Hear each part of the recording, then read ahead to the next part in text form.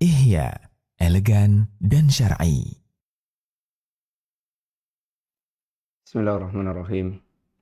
Assalamualaikum warahmatullahi wabarakatuh. Innal hamdalillah wassalatu wassalamu ala Rasulillah wa ala alihi wa ashabihi wa mawalah. Wala haula wala quwata illa billah, amma ba'du. Alhamdulillah, para bapak dan para ibu kaum muslimin, para pemirsa rahimani wa rahimakumullah. Insyaallah kita kembali melanjutkan pembahasan kita dari kitab Al-Aqidah Al-Wasithiyah. Pembahasan yang mengantarkan kita untuk memahami pokok-pokok akidah Ahlussunnah wal Jamaah. Dan kita sedang dalam pembahasan al-imanu billah, iman kepada Allah SWT, khususnya berkaitan dengan iman kepada sifat-sifat Allah SWT. Dan kita sedang dalam pembahasan sifat-sifat Allah yang terdapat di dalam beberapa hadis Rasulullah SAW. Setelah beliau membawakan beberapa sifat Allah SWT dalam ayat-ayat Al-Quranul Karim, maka beliau bawakan beberapa hadis Rasulullah SAW di dalam sunnah-sunnah beliau atau dalam hadis-hadis beliau SAW. Dan kita masuk pada hadis yang ke-13, yaitu tentang fi isbati qaunillahi qibala wajhi al-musalli. Yaitu penetapan tentang keberadaan Allah SWT, bahwasanya Allah SWT itu berada di depan wajah orang yang salat. Para pemirsa, bab ini menjelaskan tentang keberadaan arah Allah di depan orang yang salat. Dan beliau bawakan hadis ini tidak bertentangan dengan hadis-hadis atau ayat-ayat yang berbicara tentang Allah fis sama. Allah istawa alal arsh. Allah istawa di atas arsy. Allah di atas langit atau Allah dalam ketinggiannya. Ini tidak bertentangan sama sekali. Karena yang mengatakan Allah istiwa di atas arsy dan Allah SWT itu fis sama, itu di langit, di atas langit atau dalam ketinggiannya, yang mengatakan pula bahwasanya Allah SWT ada di hadapan orang yang salat.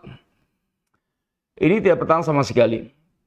Karena secara ungkapan di antara kita, bisa kita mengatakan bahwasanya matahari ada di depan kita. Ketika kita menghadap ke timur, matahari dalam keadaan terbit, kita menghadap ke timur, maka kita katakan matahari di depan kita. Dan ketika kita menghadap ke barat saat matahari dalam keadaan tenggelam, matahari di depan kita. Sedangkan matahari itu ada di atas. Sehingga penegasan bahwasanya Allah Subhanahu wa taala di atas arsy atau di atas langit, dan penegasan Allah di depan orang yang salat, maka sama sekali tidak bertentangan. Ini adalah akidah Ahlussunnah wal Jamaah. Adapun orang mereka menggunakan logika akalnya yang sempit, yang mereka serba terbatas dalam memiliki pemikiran, maka mereka menolak hal-hal yang seperti ini. Sebagaimana mereka menolak hampir semua ayat-ayat sifat, dia tolak atau menolak total. Sebagian mereka melakukan tahrif dan tidaklah mereka mentahrif karena mereka juga asalnya menolak. Jadi sekali lagi, orang yang mereka mentahrif, memalingkan kepada makna yang lainnya itu, karena awalnya dia melakukan penolakan. Dia tolak, atau awalnya lagi dia melakukan penyerupaan. Dia serupakan Allah dengan makhluk, sehingga dia tolak, kemudian dia melakukan tahrif. Tidaklah mereka menolak karena mereka itu takut menyerupakan Allah dengan makhluk. Maka ketika mereka menetapkan sifat Allah itu, bayangannya adalah menyerupakan Allah dengan makhluk. Sedangkan menyerupakan Allah dengan makhluk itu adalah kekafiran atau kemusyrikan. Maka dia tolak. Dan kemudian mereka larikan kepada makna-makna yang mereka kendaki. Lalu mereka melakukan ini tahrif. Inilah diantara para menolak sifat. Ada yang menolaknya itu terang-terangan totalitas semua sifat Allah SWT. Seperti Jahmiyah dan Mu'tazilah. Ada yang mereka menolaknya itu menolak dengan cara tahrif. Dia tolak, tapi dengan cara dia melakukan tahrif. Itu dia simpangkan kepada makna yang mereka kehendaki, yang menurut mereka ini lebih masuk akal mereka. Padahal itu adalah sebuah kekeliruan, sebuah kontradiksi cara berpikir mereka. Ketika mereka itu mentahrif kepada makna yang lainnya, itu juga sungguhnya terjatuh juga dalam penyerupan dengan makhluk. Katakanlah umpamanya ketika Allah Subhanahu wa ta'ala menetapkan sifat cinta, Allah mencintai, enggak mungkin Allah mencintai. Cinta itu artinya Allah, yaitu iradatul thawab. Allah ingin memberikan pahala. Iradah, dia tafsirkan dengan iradah. Padahal kalau kita mau katakan bahwasanya kalau iradah kehendak, makhluk pun juga berkehendak. Kok kamu berani-beraninya mengalihkan kepada makna yaitu iradah? Padahal makhluk juga punya iradah, punya kehendak. Oh enggak, kehendak Allah beda dengan kehendak ini makhluk. Mestinya kaidah ini berlaku bagi semua sifat Allah yang lainnya. Tetapkan saja, tinggal Anda mengatakan yaliku bijalali, sesuai dengan keagungan Allah SWT dan berbeda dengan makhluk. Selesai. Sehingga kita mengimani semua nama dan sifat Allah SWT. Ingat, sekali lagi, bahwasanya Allah SWT berbicara dengan ilmu Allah. Allah bicara dengan sejujur-jujurnya. Allah memberikan ungkapan dengan ungkapan sebaik-baiknya.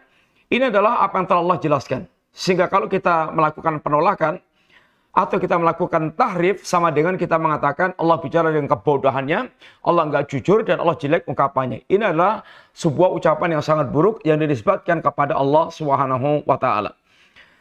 Mari kita lihat hadisnya, wa qauluhu sallallahu alaihi wasallam, yaitu firman Allah atau perkataan Rasulullah sallallahu alaihi wasallam. Nabi bersabda dalam hadis yang diriwayatkan oleh Bukhari dan Muslim, muttafaqun alaih, idza qama ahadukum ila salati, apabila salah seorang di antara kalian berdiri salat, fala yabsuqanna qibala wajhihi, maka janganlah dia meludah ke arah yakni depannya, ke arah yakni wajahnya atau ke arah depannya. Wala an yamini, jangan pula ke arah kanannya.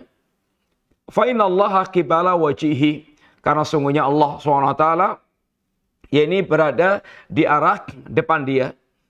Walakin an yasari, tapi meludahlah ke arah kirinya, aw tahta qadamihi, atau dia yaitu meludah ke bawah kakinya, ini ke bawah telapak kakinya. Inilah hadis Rasulullah SAW berkaitan dengan ini arah Allah di depan wajah orang yang salat itu. Hadis tentang masalah meludah ini, ada beberapa hadis lain yang disebutkan oleh Rasulullah SAW, diantaranya adalah hadis yang tadi kita sebutkan. Kemudian yang kedua, hadis yang diriwayatkan oleh Imam Abu Dawud, Ibnu Husaimah, Ibnu Hibban, yang disahihkan oleh Al-Arnaud. Nabi bersabda begini, man tafala tujahal qiblah jaa yaumal qiyamati tafluhu baina ainai. Barang siapa yang dia meludah ini ke arah kiblat, dia akan datang dari kiamat kelak dalam keadaan di antara, yaitu di kiamat kelak akan membawa ludah di antara kedua matanya. Barang siapa yang dia meludah ke arah depan, ke arah kiblat, maka dia akan datang dari kiamat kelak dalam keadaan ludah itu ada di antara kedua, yaitu matanya itu. Ini hadis yang kedua. Kemudian hadis yang ketiga, ini hadis Nabi SAW, al-busaku fil masjid khati'ah. Nabi katakan meludah di masjid itu adalah sebuah kesalahan. Wa kafaratuha dhafnuha, dan dendanya atau kafarahnya adalah yaitu menimbunnya. Itu menimbun itu kalau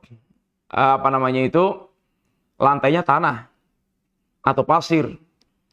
Dia ludah di bawah kaki atau di bawah telapak kaki, kemudian dia timbun sehingga tidak ada bekasnya sama sekali. Adapun kalau di tempat yang sudah keramian kayak di zaman kita sekarang ini nggak bisa, kemudian kita timbun kita nggak bisa timbun, dibersihkan, dia dibersihkan. Sehingga juga kalau pas kita sholat ya nggak mungkin juga kita mau ngusuk-ngusuk dengan kaki kotor semuanya juga jadinya itu. Bagaimana caranya? Caranya ya dengan dia membawa tisu atau dia dengan membawa sapu tangan atau dia juga dengan bajunya lalu kemudian dikocok-kocok kemudian tidak ada bekasnya sama sekali. Tapi yang tentu yang paling bagus adalah dengan dia menyiapkan tisu, menyiapkan atau sapu tangan atau tisu sehingga ketika dia meludah atau ketika dia juga berdahak atau kemudian dia juga mungkin sedang flu atau dia sekitar itu semuanya bisa diselesaikan dengan kebersihan dan pembersihan dengan cara yang seperti itu. Dia jangan meludah ke arah depan dan juga jangan ke arah kanan. Dari hadis yang pertama tadi. Di hadis pertama tadi menjelaskan kepada kita kalau kita meludah jangan ke arah depan, jangan ke arah kanan, tapi ke arah kiri. Itu kalau kita sholat sendirian juga. Sholat sendirian sehingga kita meludahnya bukan ke arah depan atau ke arah kanan. Kalau kita sholatnya bareng-bareng sama orang berjamaah ke arah kiri meludahi teman sebelah juga tentunya adalah akan menyakiti orang lain. Maka dengan cara dia yaitu dengan tisu atau dengan sapu tangan yang dia bawa. Kemudian hadis yang kedua tadi yaitu larangan untuk meludah dia ke arah kiblat. Kemudian hadis yang ketiga ini yaitu larangan untuk dia meludah di masjid. Dan kafarahnya adalah dendanya dia itu membersihkan ludahnya tersebut. Hadis yang keempat diantaranya Nabi katakan, Inna ahadakum idza qama fi sholati fa inna yunaji rabbah. Sesungguhnya jika di antara kalian itu sedang salat, maka sesungguhnya dia sedang yaitu munajat. Dia sedang dalam keadaan bermunajat dengan Allah Subhanahu wa taala.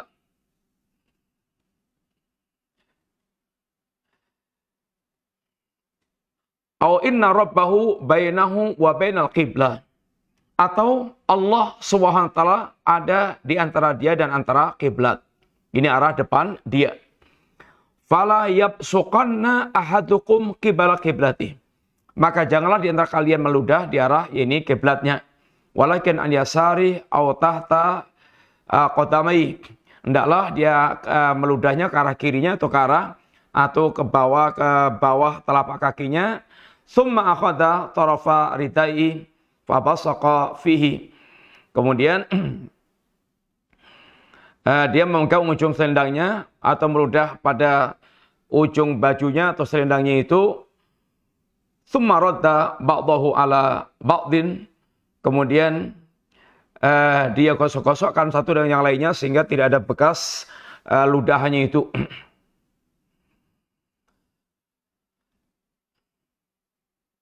Kemudian hadis yang kelima, jadi hadis yang keempat ini berkaitan masalah ludah. Seorang kalau memeludah dan kesulitan membuang ke kirinya juga dan nggak ada tempat, kemudian juga dia nggak membawa tidak membawa tisu atau nggak membawa sapu tangan, maka dia bagaimana meludah dengan kainnya atau selendangnya, kemudian dia kocok-kocokkan sehingga tidak ada bekasnya yang menempel di situ atau hilang bekasnya tersebut. Hadis yang kelima diantaranya Nabi katakan, idza tanakhama ahadukum, apabila diantara kalian berdahak atau membuang dahak, fala yatanakhama wala yatahammanna qibala wajhi. Maka jangan membuang dahaknya di arah depannya. Wala an yamini, dan juga jangan membuang dahaknya di arah kanannya. Wal yabsuq an yasari, tetapi buanglah ludah itu di arah yaitu kirinya. Aw tahta qadamihi al yusra, atau di bawah yakni kaki kirinya, di bawah telapak kaki kirinya. Ini adalah hadis yang Nabi sampaikan. Hadis yang ke-6 berkaitan masalah ludah ini diantaranya adalah uridat alayya a'malul ummati hasanuha wa sayyi'uha. Dinampakkan kepadaku, diperlihatkan kepadaku ini amalan umatku baiknya maupun yang buruknya. Fawajadtu fi mahasini a'maliha.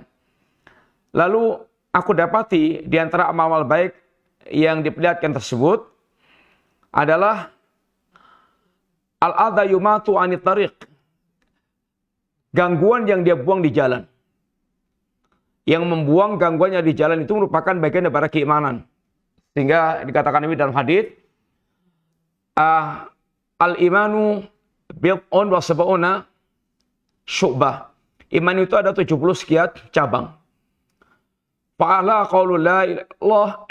Yang paling tingginya, paling utamanya, afdaluha, yang paling utamanya adalah kalimat la ilaha illallah. Wa atnaha imatatul adha anit tariq. Sedangkan yang paling rendahnya adalah membuang gangguan yang ada di jalan. Sehingga imatatul adha anit tariq, membuang gangguan yang ada di jalan itu termasuk di antara merupakan bagian pada iman. Wa wajadtu fi masawi a'maliha, dan aku dapatkan di antara amal-amal buruknya itu adalah an-nukha'ah. Yaitu dia meludah, takunu fil masjid la tutfan. Dia meludah di masjid dan tidak dia bersihkan atau tidak dia kuburkan, tidak dia tutup.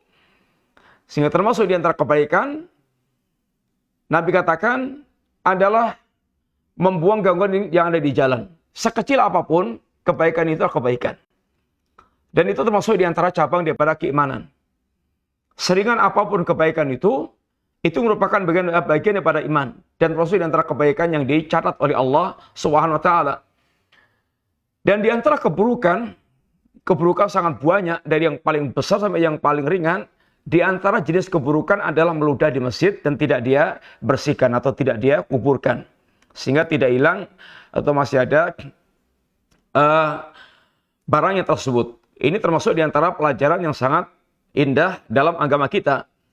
Dalam hadis yang ke-7, idza tanakhama ahadukum fil masjid fal yuhayyib nukhamatahu.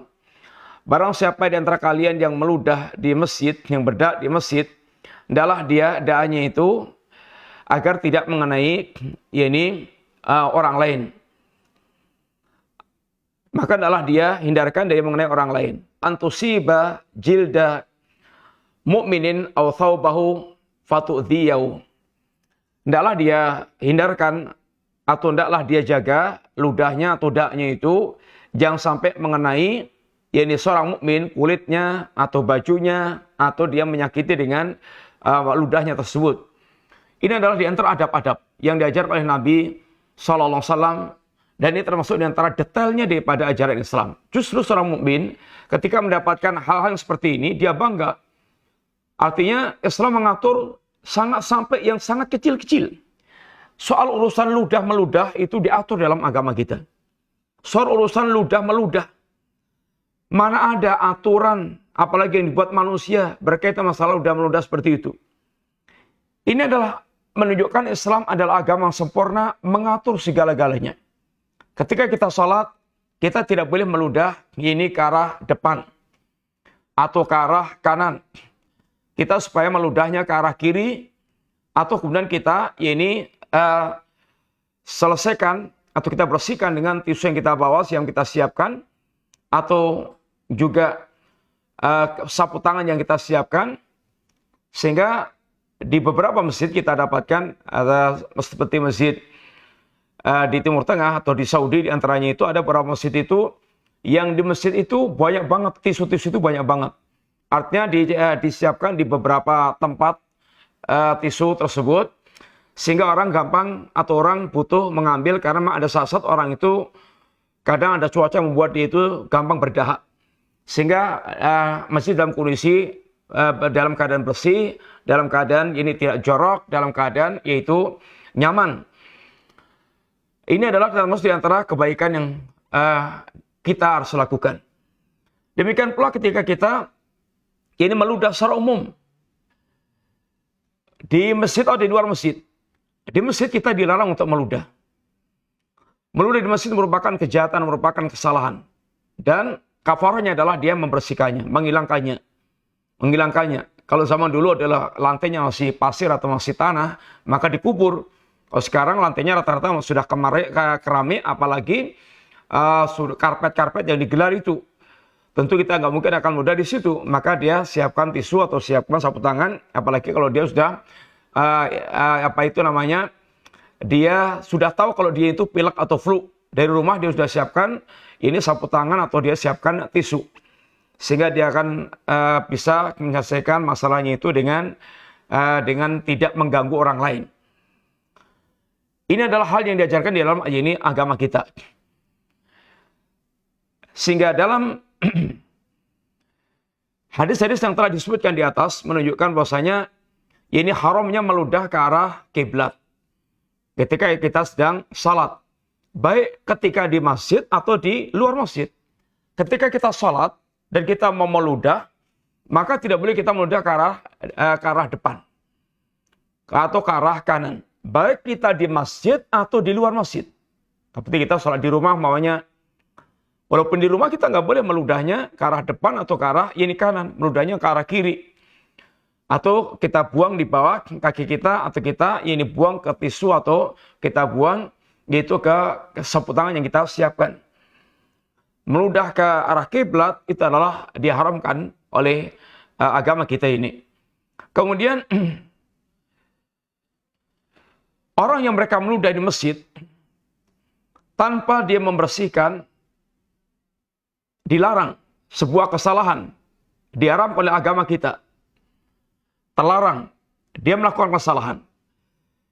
Sehingga jangan sampai seorang sembarangan meludah begitu saja. Pelajaran besar. Kita zaman pandemi seperti ini mendapatkan pelajaran besar. Alangkah sangat agungnya ini ajaran agama kita ini. Sekarang kita mendapatkan pelajaran supaya sering cuci tangan pakai sabun. Kemudian supaya kita pakai masker, jaga jarak. Ini adalah pelajaran diantaranya untuk menghindari penularan penyakit dengan cara seperti itu. Seorang mukmin diajarkan dari awal, dari sejak 14 abad yang lalu, 1400-an tahun yang lalu, kita diajarkan yaitu untuk memiliki sikap yang bersih. Ada pelajaran taharah dalam agama kita. Ada pelajaran sesucian dalam agama kita. Dan kesucian yang dibicarakan dalam agama kita dua. Kesucian zahir dan kesucian batin. Kesucian zahir kita diajarkan cuci tangan. Kalau kita ini bangun tidur, diajarkan Rasulullah SAW untuk kita cuci tangan. Karena nggak tahu semalam itu tangan itu kita kemana aja. Sehingga bangun tidur itu adabnya adalah dia cuci tangan dulu sebelum dia mengambil air untuk berkumur-kumur. Dia cuci tangan dulu sehingga tangannya dalam keadaan bersih, baru dia kemudian mengambil air untuk dia cuci tangan, untuk dia berkumur-kumur dan seterusnya. Kemudian setiap salat kita diajarkan untuk wudhu. Bahkan kita ini disunahkan untuk menjaga wudhu. Wala yuhafid al-wudhu ilal mu'min. Dan tidaklah orang menjaga wudhu kecuali seorang mukmin. Seorang mukmin dia berusaha untuk menjaga wudhu. Sehingga begitu dia hadas, dia wudhu lagi. Hadas, wudhu lagi. Sehingga dalam kondisi senantiasa memiliki wudhu, kesucian. Kemudian ada lagi kesucian dalam bentuk mandi janabah. Atau mandi wajib. Mandi secara totalitas yang kita lakukan untuk seluruh tubuh kita. Sehingga Islam betul-betul mengajarkan kesucian. Ini ada kesucian zahir. Kemudian kesucian batin, Islam mengajarkan lebih-lebih lagi. Karena batin kita adalah asal pokok kehidupan yang akan membahagiakan kita dunia sampai akhirat kita. Maka Islam sangat menjaga atau sangat memperhatikan masalah ini kesucian, ini batin. Dengan cara jangan sampai mengotori hati kita. Atau apabila hati kita ada noda-noda hitam, kotoran maksiat atau kotoran-kotoran hati, bagaimana membersihkan sebersih-bersihnya. Membersihkan sebersih-bersihnya. Karena hati kita modal yang paling utama menghadap Allah SWT. Yang Allah katakan diantaranya, Yauma la yanfa'u malun wala banuna illa man atallah. Yauma la yanfa'u malun wala banuna illa man atallah biqalbin salim.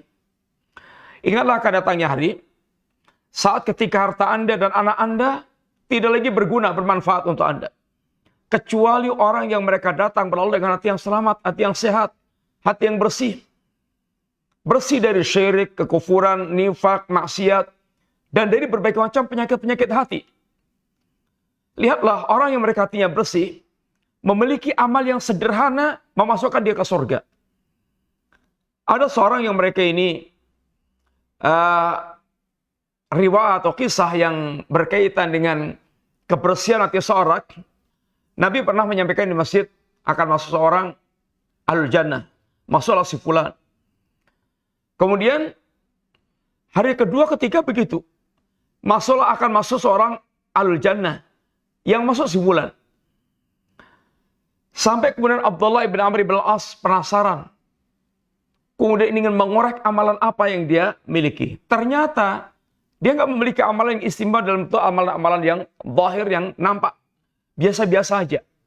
Tapi dia memiliki amalan yang super istimewa. Dia tidak pernah hasad, tidak pernah ghil, tidak pernah yaitu tidak pernah dendam, tidak pernah iri dengan kenikmatan yang Allah berikan kepada saudaranya muslim yang lainnya. Ini adalah kebersihan hati yang akan membuat dia untuk betul-betul dia yaitu memiliki derajat yang tinggi di sisi Allah Subhanahu wa taala, sehingga dia pun ini akan mendapatkan keberuntungan yang sangat besar. Islam mengajarkan kesucian zahir maupun kesucian yakni batin. Termasuk diantaranya adalah ini berkaitan dengan soal membuang ludah. Ternyata membuang ludah ini menjadi perkara besar. Perkara besar. Dalam kondisi yang biasa, membuang ludah sembarang itu menjijikkan. Cahcuh. Sehingga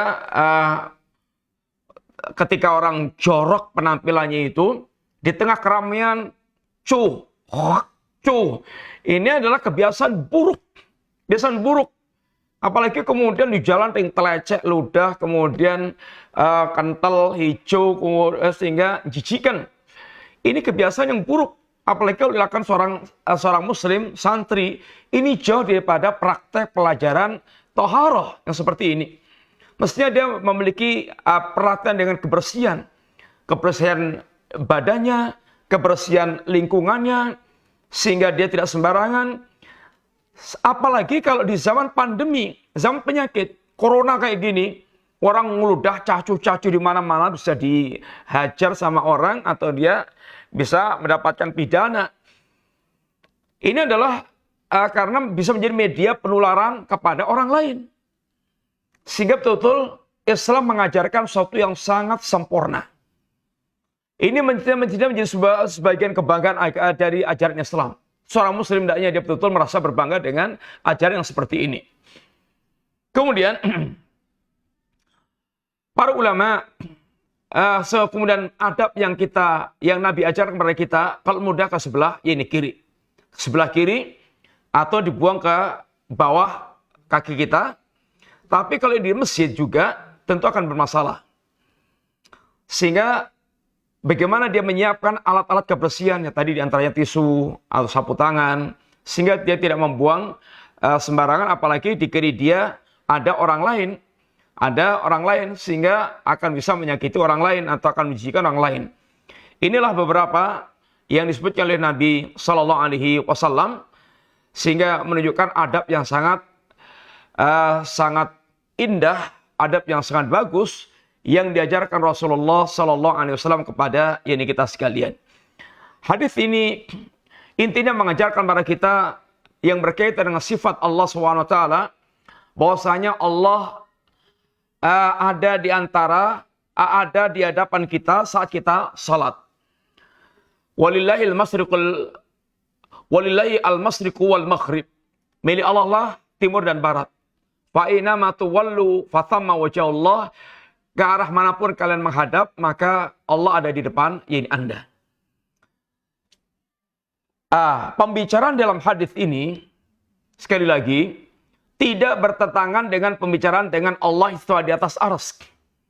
Tidak bertentangan dengan Allah berada dalam ketinggiannya. Sama dengan pembicaraan, ini Allah tetap di atas arsy, Allah tetap dalam ketinggiannya, bersama dengan Allah, bersama dengan kita. Allah membersamai kita. Allah membersamai kita dengan rububiyahnya, dengan ilmunya, dengan pengawasannya, dengan liputannya, ihatahnya, sehingga tidak ada yang keluar daripada liputan Allah SWT bersama dengan Allah di atas arsy-Nya. Allah istiwa di atas arsy-Nya. Allah dalam ketinggiannya. Sebagaimana pula Allah di depan kita bersama dengan Allah berada dalam ketinggiannya. Sebagaimana telah kita sampaikan tadi, kalau tidak terhalang perkataan matahari di depan kita, sedangkan matahari ada di atas kita, di langit sana, di atas kita, posisinya di atas. Kalau ini bahasa ungkapan untuk makhluk tidak terhalang, lebih-lebih untuk Allah SWT. Seandainya mustahil ungkapan ini di antara makhluk ini, maka tidak mustahil bagi Allah SWT. Karena Allah laisa kamitslihi syai', Allah tidak serupa dengan apapun di kalangan para makhluk. Tugas kita adalah membenarkan dan mengimani semua yang datang dari Allah dan Rasul-Nya Sallallahu Alaihi Wasallam, sebagaimana yang Allah dan Rasul-Nya telah beritakan kepada kita semuanya. Di antara faedah dari hadis tersebut, yang faedah hadis tentang Allah di depan kita ketika kita sholat tadi itu, bagi seorang mukmin apabila dia mengetahui dan meyakini seperti ini, itu akan membuat khusyuknya dia. Akan membuat dia khusyuknya dia di dalam sholat dia. Dia akan merasakan betul-betul dalam pengawasan Allah, dia benar-benar akan tumbuh kekhusyukannya karena dia merasa betul dia sedang berada di hadapan Allah SWT. Dia di hadapan dia adalah Allah SWT. Sehingga akan betul membuat dia berusaha untuk mempersembahkan ibadah yang paling berkualitas. Ini ketika kita meyakini demikian. Tetapi kalau hilang keyakinan kita, sebagaimana para penolak sifat, bagaimana dia akan menghadirkan kekhusyukan. Sehingga di antara faedah perintah Allah di depan kita, maka akan membuat seorang mukmin dia betul-betul meningkatkan kualitas ibadahnya sebaik-baiknya karena dia yakin seperti Allah, Allah sedang di depan, ini dia. Kita masuk pada hadis yang ke-14 sekarang. Fi isbatil ulu wa sifati ukhra. Ini penetapan tentang sifat ulu, sifat ketinggian Allah dan juga sifat-sifat yang lainnya yang harus diperhatikan dalam hadis ini. Di dalam hadis ini ada beberapa sifat yang ditetapkan di dalam hadis yang dibawakan oleh Nabi SAW, hadis riwayat Imam Muslim. Nabi bersabda, Allahumma rabbas samawati sab'i wal ardi wa rabbal arsil azim, Rabbana wa rabba kulli syai' faliqal habbi wan nawa munsilat taurati wal inzil wal Qur'an a'udzu bika min syarri nafsi wa min syarri kulli dabatin anta ahidun binasiyatiha antal awalu falaysa qablaka syai'un wa antal akhiru falaysa ba'daka syai'un wa antal dhahiru falaysa fawqaka syai'un wa antal batinu falaysa dunaka syai'un iqdi anni dain wa aghnini minal faqri. Allahumma, ya Allah. Allahumma. Ini Allahumma itu enggak boleh dengan ya Allahumma. Allahumma itu sudah merupakan bentuk seruan kepada Allah SWT. Kalau pakai ya nida, ya seruan, yaitu ya Allah, ya Rahman, ya Rahim. Ini atau ya Rabbi. Tapi kalau Allahumma tidak boleh diawali dengan ya. Ini ya Allahumma tidak, tapi Allahumma. Ini adalah maknanya adalah ya Allah. Rabbas samawati sab'i wal ardi. Rabbnya langit yang 7 dan bumi yang 7. Langit 7, bumi 7.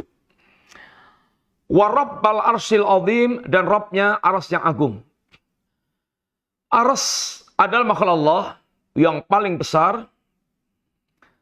Nabi pernah memberikan gambaran antara langit yang 7 dan bumi yang 7. dibandingkan dengan kursi Allah seperti perbandingannya seperti logam atau lempengan yang diletakkan di padang yang luas. Sehingga sangat kecil. Sangat kecil. Kursi Allah dibandingkan dengan arsy-nya Allah, begitu juga. Perbandingannya seperti logam yang diletakkan di padang yang luas. Sehingga sangat kecil. Sehingga alangkah sangat besarnya ars. Dan Allah istiwa di atas ars. Dan Allah tidak membutuhkan ars. Bahkan semua makhluk termasuk ars yang membutuhkan Allah SWT. Karena sebelum ada segala-galanya, Allah SWT telah ada. Allah ada sebelum ada yang segala-gala yang ada ini. Karena semua yang ada adalah ciptaan Allah SWT. Bagaimana Allah membutuhkan kepada ciptaannya. Kemudian, Rabbana wa Rabba kulli syai'. Rabbana ya Rabb kami. Wa Rabba kulli syai', Rabbnya segala sesuatu. Ini namanya penyebutan ba'dal ini. Penyebutan al-am ba'dal khas. Penyebutan yang umum setelah tadi menyebutnya yang khusus-khusus. Rabbas sarawayni, Rabbas samawati sab'i wal ardi, Rabbal arsil azim. Ini rububiyah yang khusus. Allah Rabbnya langit dan bumi. Allah Rabbnya arsy yang agung. Ini adalah rububiyah yang khusus. Supaya hilang gambaran bahwasanya Allah seakan-akannya Rabbnya tertentu, maka diungkapkan dengan wa Rabba kulli syai', Rabbnya segala sesuatu. Allah ya Rabbnya langit dan bumi, Allah ya Rabbnya arsy yang agung, Allah ya Rabbnya manusia, Allah ya Rabbnya hewan, Allah lah Rabbul alamin, Rabbnya seluruh alam semesta.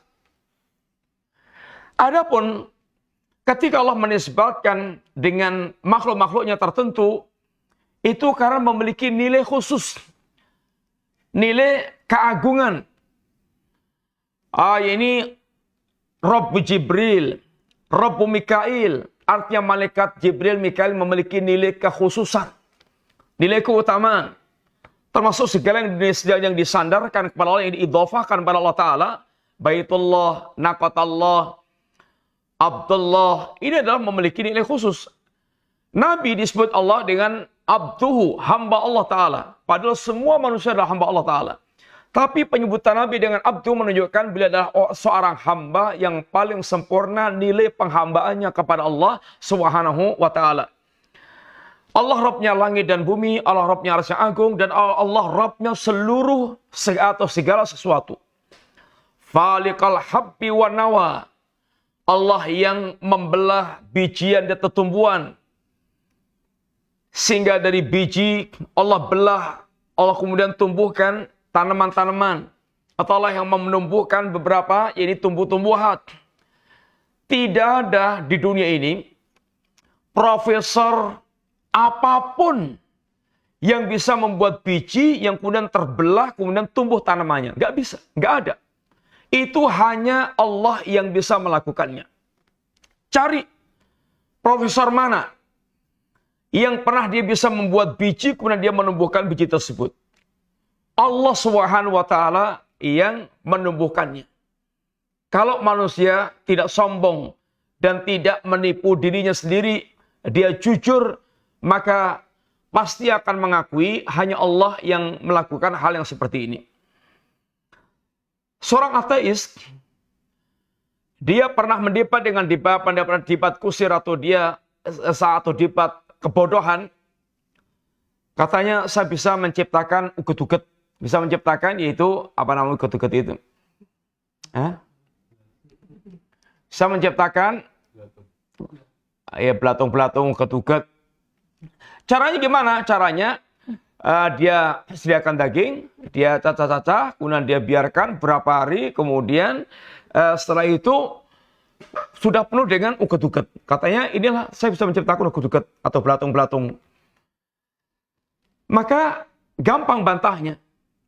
Kalau dia menciptakan sekarang berapa jumlah uget-uget yang ada di daging tersebut? Pasti nggak bisa. Ini karena memang awur-awuran. Ini kayak modelnya Namrud ketika berdebat dengan Nabiullah Ibrahim alaihissalam. Ketika Nabi Ibrahim mengatakan, ya ini Rabbku yang menghidupkan, ya ini yuhi wa yumit. Maka kata Namrud, aku pun uhi wa umit, aku bisa menghidupkan dan mematikan. Caranya bagaimana? Panggil dua orang, satu dipenggal mati, satu dibiarkan hidup. Dia menghidupkan dan mematikan. Ini tentu anak kecil pun akan ketawa. Dia melakukan sesuatu yang sesungguhnya nggak ada nilainya sama sekali. Maka kata Ibrahim, Robku yang menerbitkan matahari dari arah timur, sekarang terbitkan matahari di arah barat kalau kamu betul-betul adalah Tuhan. Fabuhitalladzi kafar. Maka orang kafir ini pun diam 1000 bahasa. Bungkam 1000 bahasa. Dia tidak bisa lagi membantah ini perkataan Nabiullah Ibrahim alaihissalatu wassalam. Karena itu hanya akal-akalan saja. Demikian pula ini masalah yaitu menumbuhkan bebijian itu hanyalah kekuasaan Allah Subhanahu wa taala. Robnya langit, Robnya bumi, Robnya arsy yang agung, Robnya segala sesuatu, ini rububiyah. Ini rububiyah. Dan ini adalah ayat-ayat kauniyah. Langit, bumi, arsy, itu ayat kauniyah. Kemudian, Nabi menyebutkan yang sifatnya syar'iyah. Mungsilat Taurati wal Injili wal Quran. Allah lah yang menurunkan Taurat, Injil, dan Quran. Allahumma rabbas samawati sab'i wal ardi wa rabbal arsyil azim rabba wa rabba kulli syai'in rabbana wa rabba kulli syai'in faliqal habbi wa nawa munzilat taurati wal inzi wal Quran. Ini adalah namanya dia bertawasul. Sebelum Nabi berdoa mengajukan sesuatu kepada Allah Subhanahu wa taala, Nabi telah bertawasul dengan sifat-sifat Allah Subhanahu wa taala. Allah Rabbnya langit yang 7, Allah Rabbnya bumi, Allah Rabbnya arsy yang agung, Allah Rabbnya segala sesuatu, Allah yang menumbuhkan bebijian, tumbuhan, Allah yang menurunkan Taurat, Injil, Quran. Ini adalah namanya bertawasul dengan sifat-sifat Allah Subhanahu wa taala. Dan di antara adab dalam kita berdoa adalah mengawalinya dengan atau bertawasul dengan nama-nama atau dengan sifat-sifat Allah Subhanahu wa taala. Walillahil asmaul husna fad'uuhu biha. Allah memiliki nama-nama yang indah, maka berdoalah kepada Allah dengan nama-nama tersebut. Sebutlah nama-nama Allah, sifat-sifat Allah dalam doa-doa Anda. Bertawasullah Anda dengan nama dan sifat Allah Subhanahu wa taala. Sehingga Nabi mencontohkan bagaimana bertawasul dengan nama-nama dan sifat Allah sebelum berdoa kepada Allah Subhanahu wa taala. Apa doa yang Nabi ungkapkan? A'udzubika min syarri nafsi wa min syarri kulli dabah anta ahidun binasiyatiha. Aku berlindung pada Engkau ya Allah dari keburukan jiwaku. Isti'adah adalah ibadah yang tidak boleh dia tujukan kepada selain Allah Subhanahu wa taala. Ada isti'adah yang sifatnya ibadah, ada isti'adah yang dibolehkan. Isti'adah itu merupakan bagian para doa. Ada isti'adah, ada isti'anah, ada istighatsah. Apa bedanya? Iki. Isti'adah, isti'anah, istighatsah. Apa bedanya?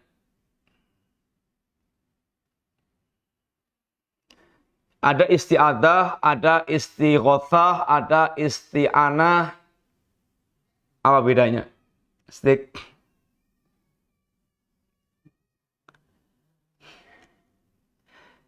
Isti'adah, apa isti'adah? Hah? Apa? Ya, apa namanya? Atau apa maksudnya? Isti'adah minta perlindungan. Istighatsah minta untuk dihilangkan kesulitan yang sudah menimpa dia. Isti'anah meminta pertolongan kepada Allah Subhanahu wa taala. Isti'adah, istighatsah, isti'anah ini semuanya masuk dalam bab doa. Masuk dalam ini bab doa. Doa ini tidak boleh kita tujukan kepada selain Allah Subhanahu wa taala. Tetapi boleh kita berdoa kepada selain Allah dengan syarat. Boleh kita berdoa meminta kepada makhluk dengan syarat. Makhluk ini hadir, kemudian mampu, hadir, qadir, kemudian hayyun. Hadirun, qadirun, hayyun. Hadir ada, kemudian qadirun mampu, hayyun hidup. Kalau sudah menjadi mayit, nggak boleh. Kalau dia gaib, kita nggak boleh. Kalau dia ini nggak mampu, bagaimana kita minta kepada yang tidak mampu? Doa ini harus dia tujukan kepada Allah Ta'ala. Termasuk di antara isti'adah. Meminta perlindungan. Di antara kebiasaan orang jahiliyah, dia adalah meminta perlindungan kepada jin. Karena rijalun minal insi ya'uduna birijalin minal jinni fazaduhum rohaqa. Ada sekelompok laki-laki di kalangan manusia meminta perlindungan kepada laki-laki di kalangan jin sehingga menambah jin itu semakin durhaka. Manusia semakin dibuat ketakutan dengan jin sehingga semakin bersandar kepada jin. Ini adalah isti'adah yang syirik. Yang demikian. Minta perlindungan yang syirik. Sehingga berlindung itu hanya kepada Allah Subhanahu wa taala. Tidak boleh kita berlindung kepada selain Allah Subhanahu wa taala. A'udzubika, ya Allah, aku berlindung kepada Engkau. Dari apa saja? Satu, min syarri nafsi, dari keburukan jiwaku. Jiwa ini ada an-nafsul mutmainnah, ada an-nafsul amarah bisu. Jiwa itu ada an-nafsul mutmainnah, jiwa yang tenang. Jiwa yang tenang itu jiwa yang telah sampai pada tingkatan dia dibuat tenang dengan ketaatan kepada Allah Ta'ala.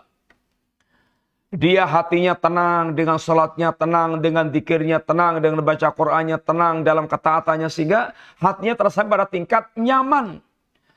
Hati merasa nyaman dengan ketaatan-ketaatannya itu. Yang ini menunjukkan tentang bersihnya hati dia. Yang ini menunjukkan tentang bersihnya hati dia. Hati seorang kalau tidak bersih, itu nggak nyaman dalam beribadah kepada Allah Ta'ala. Salat, itu pengennya itu cepat selesai. Salat yang lama dikit itu membuat badannya itu kaku-kaku dan kayaknya mau ceklek semuanya itu. Sehingga panjang sedikit marah dia dengan imamnya. Itu menunjukkan jiwanya belum tenang. Kalau baca Quran, baru buka aja sudah angop terus. Sehingga kalau udah tutup Quran gitu, kempiar. Masya Allah. Kayak padang jinglang. Tadi yang waktu baca Quran itu ngantuknya pol. Kemudian deklak-dekluk, kemudian seberat rasanya. Kemudian begitu tutup Qur'annya, kayak matanya langsung piar, langsung padang semuanya itu. Lain dengan ketika dia baca WA, buka Facebook, buka YouTube, buka medsos. Kadang-kadang sampai berjam-jam itu nggak kerasa. 1 jam kayak baru 10 menit. 2 jam kayak baru hanya ini 15 menit. Ternyata makan waktu panjang gak kerasa. Hatinya asyik. Ini menunjukkan hati dia kotor. Hatinya gak bersih. Kata Utsman bin Affan, "Lau taurat qulubukum ma syabi'tum min kalami rabbikum." Kalau hati kalian bersih, kalian gak pernah merasa kenyang dengan kalam Rabb kalian. Menunjukkan hati kita ini banyak kotornya. Salatnya khusyuk, zikir gak tenang, baca Quran gak betah, pengajian juga duduk itu rasanya tersiksa. Ini menunjukkan ini hati kita tanda-tanda tidak bersih. Maka wajib seorang mukmin untuk dia betul-betul memperhatikan pertama hatinya. Sampai pada tingkat dia nanti memiliki an-nafsul mutmainnah, jiwa yang tenang. Sehingga nanti dipanggil oleh Allah ketika meninggalnya itu, ya ayyatuhan nafsul mutmainnah. Wahai jiwa yang tenang. Wahai jiwa yang tenang. Irji ila rabbika radiyatan mardiyah. Kembalilah kalian kepada Rabbmu dengan cara dengan keridhaan Allah Ta'ala, dalam keadaan diridhai Allah Ta'ala. Irji ila rabbika radiyatan mardiyah. Kembalilah kepada Rabbmu dalam keadaan yaitu diridhai oleh Allah Subhanahu wa taala. Sebaliknya, ada jiwa kita ini an-nafsul amarah bisu. Jiwa yang senantiasa memerintahkan para keburukan. Selalu membisikkan dan mengajak kepada keburukan. Selalu mengajak kepada keburukan. Kita berlindung pada Allah dari jiwa yang buruk seperti ini. Yang Allah katakan dalam ayat, inna nafsala ammaratun bisu. Jiwa ini benar-benar, nafsu ini benar-benar memerintahkan kepada ini keburukan. Inna nafsala ammaratun bisu. Benar-benar jiwa ini memerintahkan kepada keburukan. Nah, kita berlindung kepada Allah dari jiwa yang buruk ini. Sehingga menyeret kita kepada kesyirikan, kepada kekufuran, kepada kebid'ahan, kepada kemaksiatan. Tenggelam dalam berbagai macam arus kemaksiatan. Ini jiwa yang buruk. Menyeret dia ke lembah-lembah hitam. Kita berlindung kepada Allah dari ini jiwa yang buruk seperti ini. Kemudian, wa min syarri kulli dabbah anta ahidun binasiyatiha. Dan dari segala keburukan, binatang yang melata, yang ubun-ubunnya ada di tanganmu ya Allah. Yang ubun-ubunnya semuanya ya ini engkau pegang. Binatang-binatang yang melata, seandainya kita tidak dijaga oleh Allah Ta'ala, boleh jadi banyak binatang yang akan membahayakan kita. Semut kemudian merubung kita, atau kalajengking bisa ngentup kita, atau mungkin kelabang-kelabang bisa masuk ke telinga kita ketika kita tidur. Kita tidur ini nggak bisa ngapa-ngapa. Sehingga seandainya tidak dijaga oleh Allah Subhanahu wa taala, akan banyak yang membahayakan ini kita. Maka kita berlindung kepada Allah dari semua kejahatan para makhluk yang Allah ciptakan. Antal awwalu falaysa qablaka syai'. Engkau yang awal, yang tidak ada yang mengawal, yang tidak ada sebelummu. Engkau yang paling awal, tidak ada yang mendahuluimu. Wa antal akhiru, engkau yang paling akhir, tidak ada yang mengakhiri darimu. Falaysa ba'daka syai'. Wa antal dhahir, engkau yang maha tinggi. Falaysa fawqaka, tidak ada yang lebih tinggi dari engkau. Falaysa fawqaka syai'un. Wa antal batin, engkau yang paling ini batin. Falaysa dunaka syai', tidak ada yang lebih tersembunyi daripada yang engkau. Iqdi annid dain wa aghnini minal faqri. Ya Allah, lepaskan dariku hutang dan berikan kepadaku kekayaan yang mencukupiku dari kefakiranku. Antal awal wa antal akhir, antal zahir wa antal batin. Ini telah kita bahas dalam ini pembahasan tentang Allah al-awwal, al-akhir, al-zahir, al-batin. Pada pembahasan ayat-ayat yang bicara tentang hal tersebut. Dan ini beliau hadirkan pula dalam hadis Nabi Sallallahu. Allah adalah yang pertama yang tidak ada mengawali daripada Allah Ta'ala. Tidak ada yang lebih dulu dibandingkan dengan Allah Ta'ala. Sehingga ini Allah meliputi zaman, meliputi tempat. Semuanya dalam liputan Allah Subhanahu wa taala. Semuanya dalam liputan Allah Ta'ala. Allah yang paling awal, tidak yang lebih awal daripada Allah Ta'ala. Allah yang paling akhir, tidak ada yang lebih akhir daripada Allah Subhanahu wa taala. Ini adalah liputan zaman. Semuanya dalam liputan Allah Ta'ala. Allah yang paling atas, tidak ada yang lebih atas daripada Allah Subhanahu wa taala. Allah yang paling mengetahui, yang paling tersembunyi, tidak yang tersembunyi bagi Allah Ta'ala. Sehingga semuanya dalam liputan Allah Subhanahu wa taala. Sehingga seorang mukmin yang mengimani tentang sifat Allah seperti ini, maka dia tahu persis dia dalam liputan Allah yang tidak bisa keluar dari liputan Allah Ta'ala. Dia tidak akan terhinggapi penyakit-penyakit angkuh, ketinggian, kesombongan. Karena di atas segala-galanya adalah Allah Subhanahu wa taala. Dia pun tidak akan bisa bersembunyi dari Allah dari segala macam perbuatan kemaksiatan. Karena Allah yang sangat mengetahui. Allah sangat detail pengetahuannya nggak ada yang tersembunyi bagi Allah Subhanahu wa taala. Ini ketika kita mengimani tentang Allah al-awwal, al-akhir, al-zahir, al-batin. Kemudian apa yang diminta oleh Nabi sallallahu alaihi wasallam, iqdi anni ad-dain. Ya Allah, selesaikanlah ini hutangku.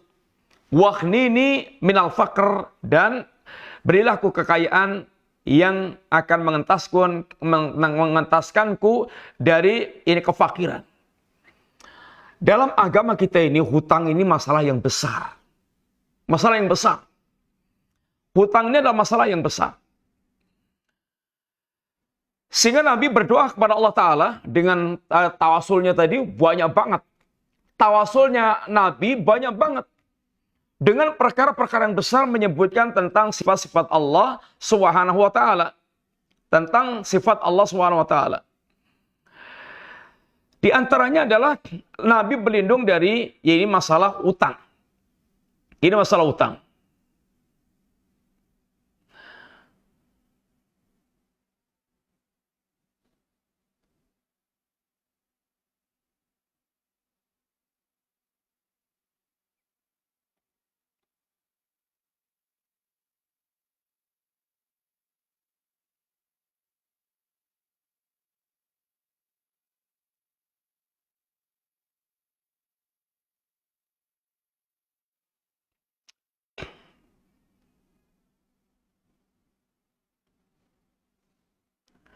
Masalah utang ini Nabi sebutkan di dalam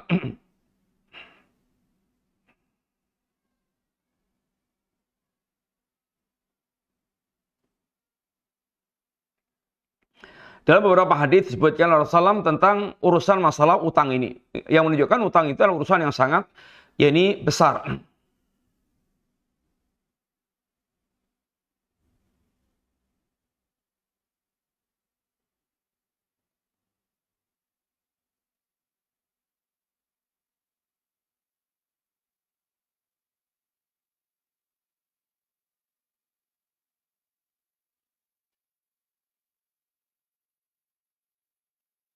Di antaranya, perhatian agama kita tentang masalah utang itu, kalau kita melakukan utang piutang itu, hendaknya dicatat. Ya ayyuhalladzina amanu, idza tadayantum bidainin ila ajalin musamma faktubuhu. Wahai orang yang beriman, kalau kalian itu berutang sampai pada batas waktu tertentu, maka catatlah. Supaya tidak ada yang kelewat daripada utang-utang yang kita lakukan tersebut. Kemudian, di antara ngerinya masalah utang ini, sebutkan dalam beberapa hadis Nabi SAW, Nabi berlindung di antaranya dari terlilit utang. Allahumma inni a'udzubika min adabil qabri, wa a'udzubika min fitnatil masjid dajjal, wa a'udzubika min fitnatil mahya, Allahumma inni a'udzubika minal ma'thami wal makhram, wa fitnatil mamat. Di antaranya adalah Allahumma inni a'udzubika minal ma'thami wal makhram. Ya Allah, aku berlindung padamu dari dosa dan makhram. Ini orang yang terlilit oleh hutang. Berlindung dari terlilit utang. Nabi pernah ditanya oleh para sahabat, ma'aktsara ma tasta'idu minal makhram. Ya Rasulullah, sering sekali engkau berlindung daripada utang. Sering sekali engkau berlindung dari masalah ini hutang. Apa kata Nabi?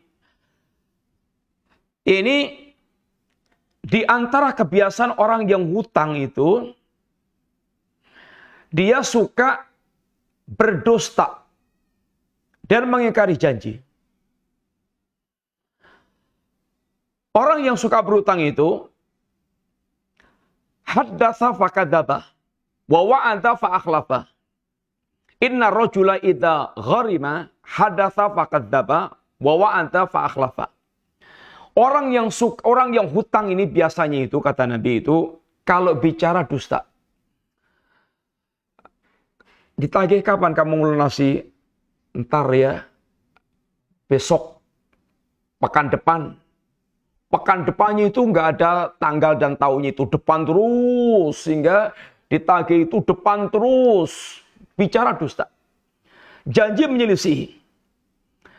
Sehingga dia tidak tepat. Seringnya terjatuh dalam perkara seperti ini. Terkadang zaman kita sekarang ini orang bisa utang itu dianggap keberhasilan. Sehingga bisa cair utangnya itu syukuran malan.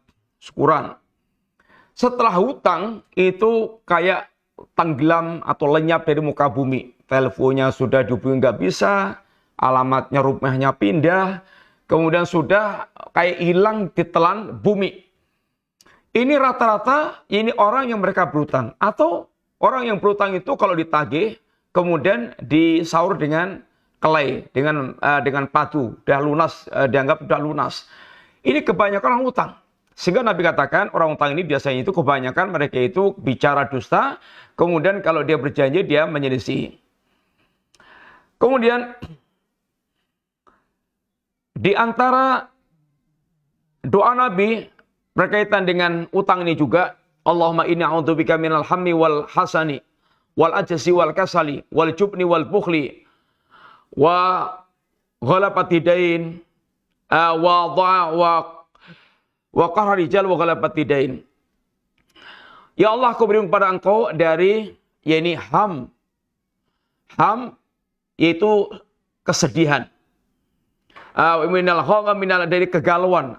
Ham kegalauan, wal huzn kesedihan, wal ajz kelemahan, wal kasal rasa malas, wal juban bakhil, wal juban pengecut, wal bukhl bakhil.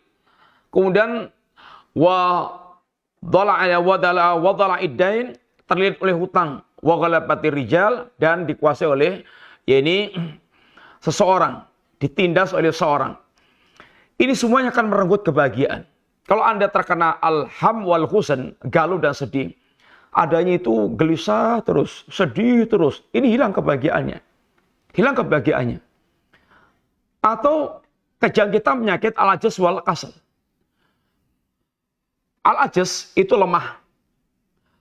Lemah itu nggak mampu meraih sesuatu. Kasal itu malas.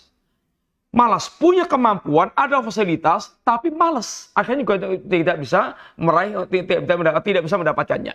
Hasilnya sama, tidak meraih sesuatu. Juban wal bukhl. Kalau juban pengecut itu berkaitan dengan masalah nyawa, jiwa, sehingga dia pengecut, tidak pemberani. Kalau bukhl itu dia pengecut berkaitan dengan masalah harta, sehingga dia pelit, dia tidak suka memberi, tidak mau memberi. Karena ada bayangannya kalau dia memberi itu akan bangkrut, atau bagaimana juga kalau dia maju itu akan mati. Sehingga pengecut itu berkaitan dengan jiwa, bukhl pengecut berkaitan dengan masalah harta. Kemudian terlilit utang dan dikuasai oleh orang. Orang terlilit utang itu juga kayak terjajah. Mau ke sana, nanti khawatir ketemu fulan yang diutangi. Akhirnya dia ya ini menghindar terus. Orang yang juga dikuasai orang lain, itu adalah sebuah perenggutan kemerdekaan. Sehingga kayak dijajah oleh ini seorang. Ini semuanya adalah keburukan. Dan di antara buruknya orang yang hutang ini, kalau dia mati dalam keadaan memiliki hutang, Nabi pernah memberikan ini warning, Nabi nggak mau nyolati. Nggak mau nyolati orang mereka punya hutang. Kemudian Nabi katakan pula, nafsul mu'min mu'allaqah bidainihi hatta yuqda anhu. Jiwa seorang mukmin itu tergantung dengan utangnya sampai dia melunasi utangnya ini tersebut. Kemudian juga bahwasanya di antara bahaya utang sampai mati atau mati syahid pun dia tertunda untuk mendapatkan ampunan untuk bisa masuk surga. Yughfaru li syahid kullu dzanbin illa dain. Diampunkan semua dosanya orang yang syahid kecuali ini utang. Sehingga utang masalah yang besar dalam ini agama kita ini. Oleh karena Nabi berdoa kepada Allah agar benar-benar diselesaikan ini utangnya. Kemudian dientaskan di kefakirannya. Kefakiran jangan sampai dia membuat dia terhina. Sehingga dia cukup dengan apa yang diberikan Allah Subhanahu wa taala. Inilah hadis yang kita baca pada surat ini. Intinya hadis ini ada beberapa penjelasan tentang sifat Allah Subhanahu wa taala. Yang pertama tentang ini rububiyah Allah taala. Allah Rabbnya langit, Rabbnya 7 bumi, Allah Ta'ala Rabbnya 7 langit, 7 bumi, Allah Rabbnya Arsy yang agung, Rabbnya segala sesuatu. Inilah sifat rububiyah Allah Ta'ala. Dan juga Allah SWT adalah ini yang menurunkan ini wahyu, kitab suci, Taurat, Injil, Quran.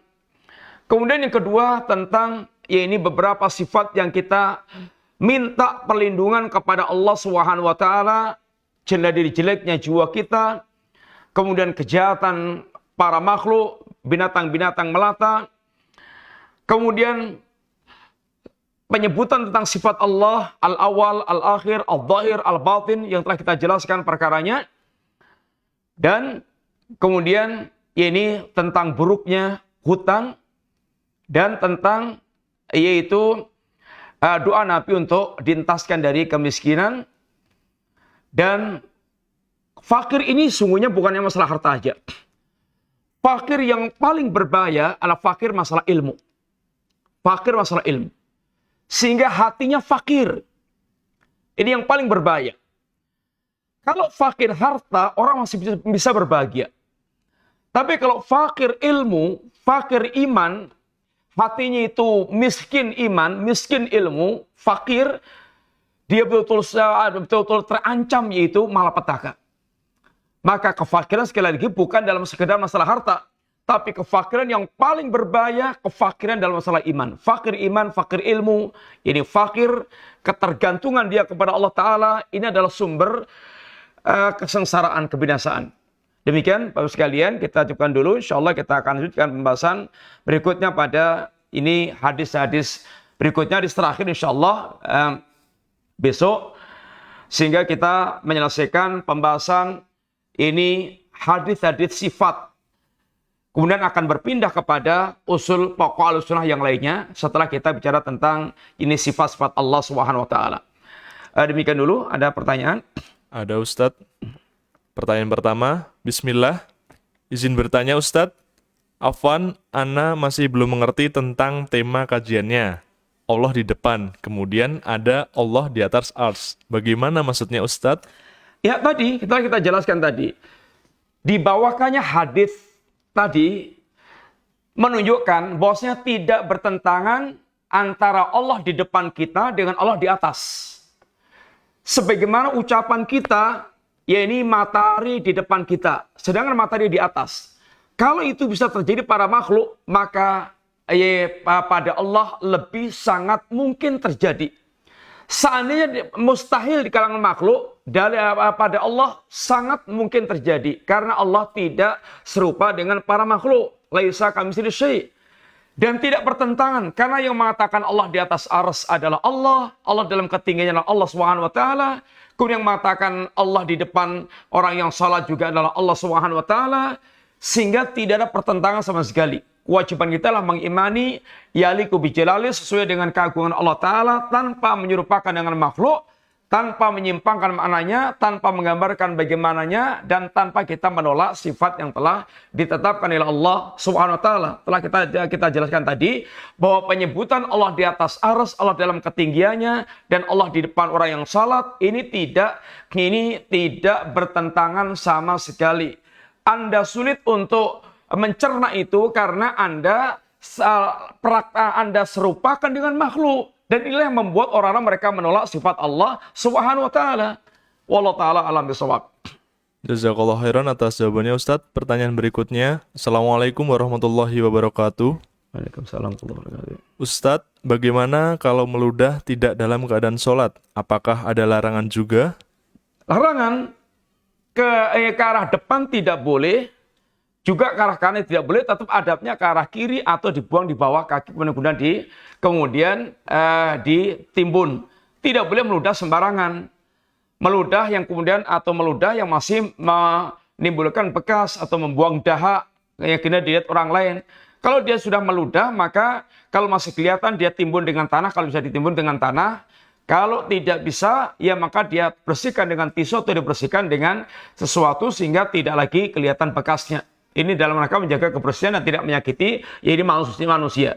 Apalagi di zaman kita sekarang ini, meludah itu sangat bermasalah karena bisa menjadi media penularan penyakit kemana-mana. Tadi sudah diajarkan bagaimana meludah ketika di masjid, ketika di luar masjid, meludah secara umum, ketika sholat, ketika di luar sholat. Ini telah diterangkan di dalam cakupan hadis-hadis yang tadi telah kita sampaikan. Beberapa hadis tersebut. Ada 7 hadis yang berkaitan masalah ini meludah tersebut yang kita sampaikan, yang kita bawakan tadi. Jazakallah khairan atas jawabannya Ustadz. Pertanyaan berikutnya. Bismillah. Assalamualaikum warahmatullahi wabarakatuh. Waalaikumsalam warahmatullahi wabarakatuh. Bagaimana sikap kita terhadap grup WA keluarga yang sering share penyimpangan, ujaran kebencian terhadap pemerintah dan maksiat, sedangkan pemahaman salaf dianggap menyimpang dan fanatik terhadap selain kelompoknya? Ya, terangkan aja, kita ini hanya fanatik dengan Islam dan tidak fanatik dengan apapun. Kalau sudah fanatiknya dengan Islam itu, bicaranya adalah hujah. Dalilnya, bagaimana dalil Qur'annya, dalil hadisnya, kemudian keterangan para ulamanya, sehingga hujah ilmu, bicara masalah ilmu. Adapun penyimpangan dari Islam itu semuanya kembalinya kepada iyattabi'una iladhan wa ma tahwal anfus. Beragama itu dengan persangkaannya dan dengan hawa nafsunya. Kalau dia membawakan dalil itu seakan-akan dalil, padahal itu syubhat. Itu adalah kebatilan. Orang yang mereka berada di atas kesalahan. Adapun kita hanya fanatik dengan Islam. Kita bukan fanatik kepada golongan. Kita fanatiknya kepada Islam. Islam itu Al-Quran, As-Sunnah. Seperti yang difahami oleh para sahabat Nabi dan para ulama. Kalau ada orang yang mereka mengkritik, ya silakan terbuka lebar. Yang penting mendatangkan ilmunya. Dalil Anda apa? Menyalahkan apa yang kami lakukan tersebut. Sehingga tidak beragama itu tidak dengan hawa nafsu dan tidak dengan persangkaan-persangkaan belaka. Tapi dengan kejelasan ilmu. Demikian, Allah Ta'ala alam bisawab. Pak Ustadz, kemudian bagaimana sikap kita terhadap grup WA keluarga tersebut Ustadz? Ya kalau bisa menasihati, kemudian menasihati, mengeser yang bagus-bagus, mengeser sesuatu yang bermanfaat untuk keluarga. Seandainya madaratnya itu banyak, maka bisa keluar daripada grup tersebut dalam rangka menyelamatkan diri daripada ikut di situ tapi rusak. Pikirannya rusak, hatinya rusak, kemudian punya sikap yang buruk kepada keluarga juga. Karena dampak daripada kebatilan-kebatilan yang di-share di situ, bisa ditinggalkan grup tersebut tanpa merusak silaturahim dengan keluarga. Tetap memenuhi hak-hak keluarga, tapi keluar daripada grup yang akan merusak hati kita. Wallahu ta'ala alam shawab. Jazakallah khairan atas jawabannya Ustadz. Pertanyaan berikutnya. Assalamualaikum Ustadz. Waalaikumsalam warahmatullahi wabarakatuh. Apakah dua tangan Allah Subhanahu wa Ta'ala kanan semua atau kanan dan kiri? Adakah dalilnya yang sahih Ustadz? Iya, tangan Allah kanan semuanya ada dalilnya yang menunjukkan. Dan tidak perlu kita bayangkan tentang kecerupaan dengan makhluk. Yang jelaskan itu adalah, ya ini kebaikan, adalah sebuah ungkapan kebaikan. Dan Nabi jelaskan ada tangan Allah adalah yamin. Keduanya adalah, ya ini tangan adalah kanan. Dalilnya ada, insya Allah kalau antum nanti carikan atau antum kasih WA-nya, nanti bisa kita share atau hadisnya berkaitan masalah tangan Allah dan pernah kita jelaskan tentang masalah ini tangan Allah Subhanahu wa taala. Bagaimana pembicaraan para ulama berkaitan dengan masalah yadullah yang kilauma yamin, yang keduanya adalah ini tangan. Allah taala alam shawab. Jazakallah khairan atas jawabannya Ustadz. Pertanyaan berikutnya, jika meludah ke kiri namun malah ke arah kiblat, bagaimana Ustadz? Tadi orang dijelaskan. Nggak boleh ke depan, nggak boleh ke kiblat, nggak boleh ke kanan, supaya ke kiri. Tetapi jangan ke kiblat. Kalau Anda mau meludah, jangan ke kiblat. Kalau Anda sedang sholat, kan di kiblatnya depan. Kalau Anda sedang tidak sholat, ya jangan meludah ke arah depan dan ke kiblat. Anda bisa mencari ini ke arah selain kiblat dan kiri. Wallahu a'lam bishawab. Jazakallah khairan wa barakallahu fik. Cukup Ustadz. Ya, demikian Bapak sekalian, semoga manfaat. Insyaallah kita lanjutkan pembahasan kita pembicaraan yang akan datang bismillah. Semoga Allah memberikan kesabaran kepada kita untuk hari ini mengikuti pembahasan satu persatu apa yang dibawakan oleh beliau. Mudah-mudahan ada ilmu yang kita semoga ada ilmu manfaat yang bisa kita dapatkan sehingga semakin membuat kita faham tentang apa yang mesti kita yakini tentang Allah Subhanahu wa taala. Dan itu diantara akidah yang kita pahami berkaitan akidah Ahlussunnah wal Jamaah, diantaranya berkaitan dengan sifat-sifat Allah Subhanahu wa taala. Yang semua akidah kita terambil dari Al-Quran dan Sunnah, bukan dari perasaan dan bukan dari filsafat, bukan dari mimpi-mimpi, bukan dari olah pemikiran, tetapi semuanya berkaitan dengan nas-nas Quran dan hadis Rasulullah Sallallahu Alaihi Wasallam sebagaimana yang telah difahami oleh para sahabat Nabi radhiyallahu anhum jami'an. Jazakumullah khair, terima kasih banyak. Sekali kurang minta maaf. Wassalamualaikum warahmatullahi wabarakatuh.